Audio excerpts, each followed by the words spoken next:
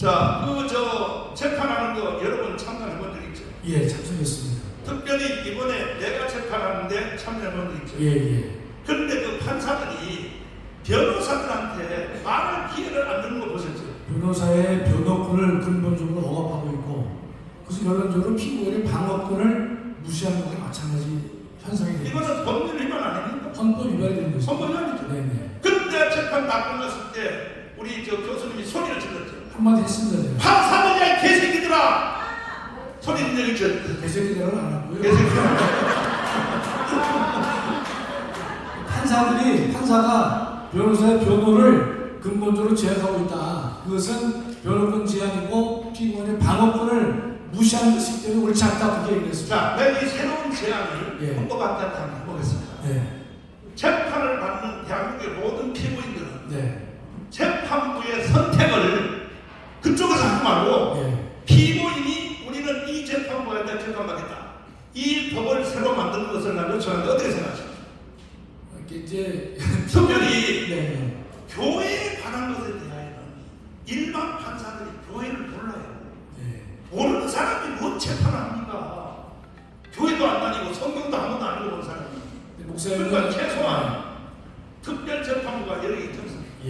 그러니까 교회 사항에 대해서는 특별재판부를 열어서 최소한 그 재판부에 교회 집사님이나 장로님 이상 재판부 완창하고 그 사람들한테 우리가 받도록 우리한테 권리를 달라는 거지. 그래야 재판이 제대로 되는 거 아니겠습니까? 목사님의 거부란 심정은 충분히 이해하지만 피고인이 재판부를 선택할 수는 없고요. 다만 아니 지금은 없는데 목사님 말씀하신 대로 이거죠. 우리가 필요한 게 노동법원, 교통법원, 조세법원 같은 특별법원이 많이 필요해요. 그 하나의 일환으로서 우리가 이 교회 재판을 별도로 관장할 수 있는 종교법원, 그러니까 노동법원, 조세법원, 교통법원이 현재 없지만 그걸 만들자고 얘기를 하거든요. 그거의 일환으로서 종교법원도 만들어서 전문성을 활용해 줄 것이다. 마지막으로 여러분 재판부에 뒤에서 참관해 보셨는데 솔직히 우리나라 사법부가 제대로 재판합니까?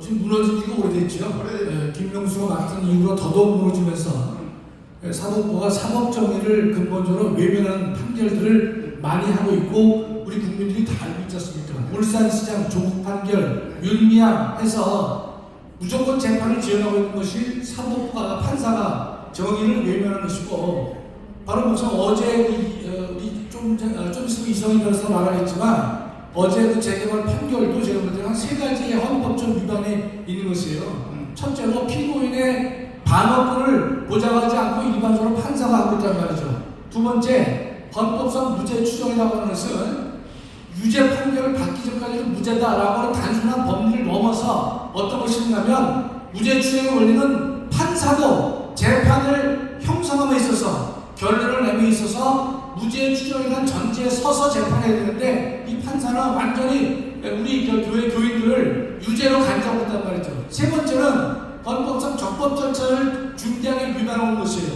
적법 절차라고 하는 것은 재판의 내용도 중요하지만 재판 과정에서 절차가 준수되지 않으면 결과를 믿을 수 없다라고 하는 것이 헌법의 요구사항인 것인데 이 판사는요 헌법의 적법 절차도 완전히 무시해서 일방적으로 재판을 이끌어가서 결론을 낸 대표적인 사법정의를 외면한 판사라고 말씀드리겠습니다. 자, 그 중에 3명은 먼저 구속시켰다가 다른 판사가 이 보석으로 풀어줬거든요.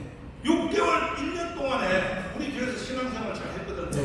그런데 이번에 이 판사가 재구속을 시켰어요. 그러면 구속시키는 제목이 뭐냐? 증거인멸 내지는 도주죄거든요.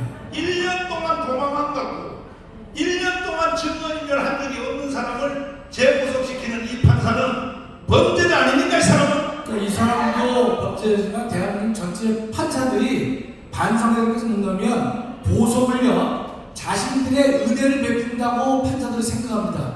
잘못된 것입니다. 그것이 근본적으로 보석은 피고인의 권리가 되는 것이지 판사의 은전에 대해서는 안 되는 것입니다. 여러분 미국의 재판을 보면 수많은 사람들이 보석금을 내면 대부분 다 풀어주지 않습니까? 그렇죠? 그 제도는 뭐냐? 피고인의 지위를 헌법적으로 보장하기 위한 시스템 피고인의 권리인 이 보석을 판사가 베푸는 은전으로 여기는 것이기 때문에 사법부 전체 판사들이 회개할 대목이 되는 것입니다. 네.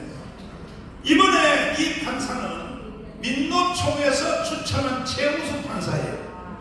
자, 어느 재판을 받든지 이제는 어떤 성향의 어떤 이념의 재판부한테 줄을 서냐에 따라서 깜방도 가고 안 간다고 한다면 대한민국에 해체해버려야 돼요. 저 대한민국 국민이 참 괴롭죠. 재판을 받을 때 판사의 성향을 우리가 사전에 알지 않으면 안 될 정도로 사법부가 무너져 내린 것이죠.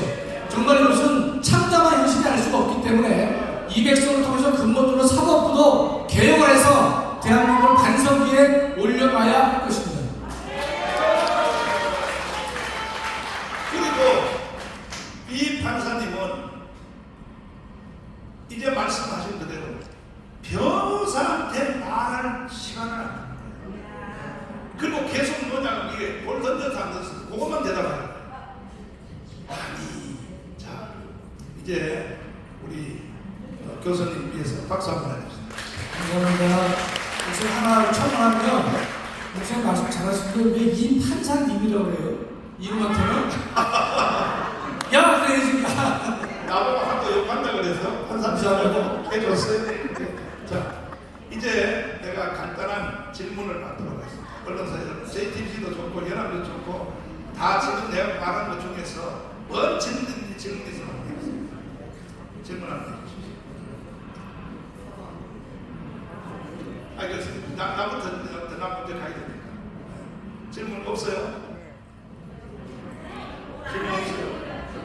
그러면 우리 이 재판을 담당한 우리 변호사 대표 이성희 변호사님 모시고 어제 이루어진 이 재판이 왜 불법인가에 대해서 전 국민에게 보고를 해드리도록 하겠습니다. 이성희